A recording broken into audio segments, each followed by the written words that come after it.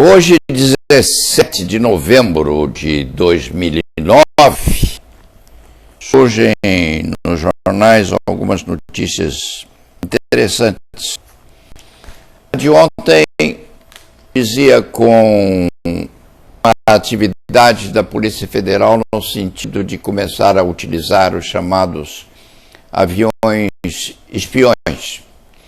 Aviões não tripulados, controlados, evidentemente, à maneira daqueles aeromodelos de crianças. A criança começa a controlar o aeroplano por meio de ondas de rádio. Esses aviões espiões seriam destinados, cresce, ao impedimento ao tráfico de entorpecentes e desmatamento na região amazônica. Cada aeronave destas ou dessas custa um bom dinheiro. A questão toda é não deixar que caiam, porque se caírem há um prejuízo enorme e se precisará deslocar os mateiros a fim de que alcancem os restos do aeroplano acidentado. Mas, de qualquer forma, é um progresso evidente. A Polícia Federal usar essa espionagem eletrônica pelo ar. A segunda notícia, também dizendo com a Polícia Federal, é a necessidade surgida no âmbito daquela repartição gloriosa, no sentido de dispensar a intermediação das provedoras de sinais eletrônicos para a interceptação. Sabe-se que a Polícia Federal depende hoje da cooperação das operadoras, da TIM, Oi, etc., fazendo assim uma espécie de admissão cruzada das conversas telefônicas perdidas anteriormente no ar. A Polícia Federal quer contato direto com os interceptados. Na verdade, num certo sentido, a cooperação dessas operadoras de sinais de celulares é uma forma pela qual os investigados conseguem, em termos, saber se estão ou não sendo interceptados, porque é sempre mais uma instituição no meio desse tráfego de interceptações e de olhamentos. Com o contato direto, a Polícia Federal conseguiria fazer as interceptações com menor possibilidade de que os investigados soubessem daquele segredo de voyeurs. Discutível a eficácia disso aí, mas com isso se manteria mais o segredo na investigação, que é a alma do negócio. Afirmam os jornais, que a Polícia Federal estaria em contato com o Conselho Nacional de Justiça a fim de saber se aquele órgão admitiria ou não essa forma de interceptação direta e quais seriam as vedações ao tipo de comportamento. Tocante a isso, é bom dizer que o Conselho Nacional de Justiça não é órgão consultivo, não vai admitir anteriormente servir de conselheiro à Polícia Federal para saber o que a Polícia Federal pode ou não, ou para autorizar o que a Polícia Federal deve fazer. Com certeza, se quando o contato for oficial, o Conselho Nacional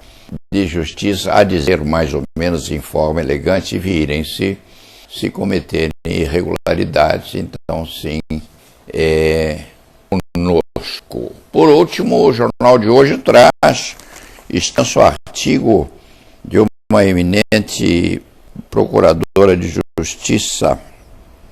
O Estadão divulga a página A2 de terça-feira, 17 de novembro de 2009, uma colaboração da Procuradora de Justiça Marciolanda Montenegro Moro, defendendo a investigação por parte do Ministério Público em concurso ou em conflito ou à margem do denominado inquérito policial, procedimento inquisitivo emanado da própria polícia.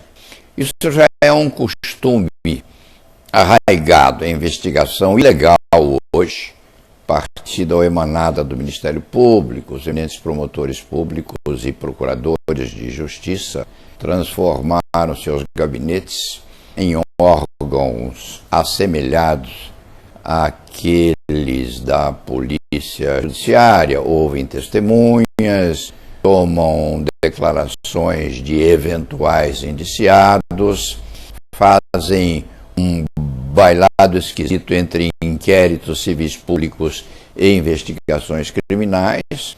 Os inquéritos civis públicos servem a uma parte das coisas, os inquéritos, as investigações criminais servem a outra parte, e nesse cruzamento os eminentes persecutores oficiais vão fazendo as suas investigações. Os poderes atribuídos ao Ministério Público são o resultado de um lobby imenso praticado lá nos idos da antevéspera da Constituição Federal vigente. O Ministério Público montou um arcabouço gigantesco em Brasília. Parece que à época o doutor Fleury tinha uma participação eficientíssima nisso. Aliás, teve participação, mereceria os aplausos da instituição, foi candidato a qualquer coisa e não foi eleito. O que, num certo sentido, num aspecto pragmático, não é uma conduta muito justa da instituição, porque o que a instituição tem hoje em matéria de possibilidade de investigação criminal e quejantes se deve, com muita propriedade, aquele que foi inclusive governador do estado. E hoje está por aí, não se sabe fazendo o que, mas deveria estar galardoado com muitos balangandãs no peito, porque é merecedor da gratidão da instituição. Saber se o Ministério Público pode ou não investigar, hoje é quase uma disputa rotineira.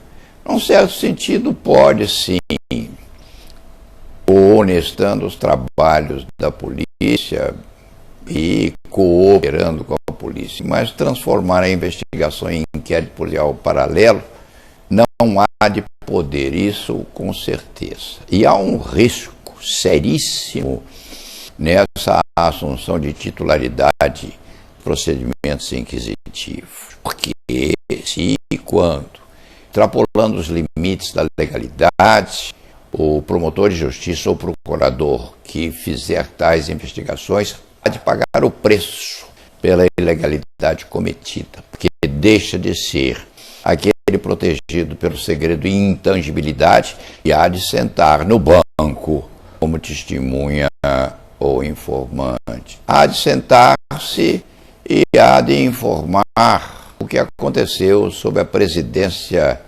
do representante da instituição em determinado procedimento investigatório. Aliás, já está sucedendo, tem-se notícia de que há juízes que requisitaram o testemunho de promotores públicos para esclarecimento de particularidades correspondentes à investigação.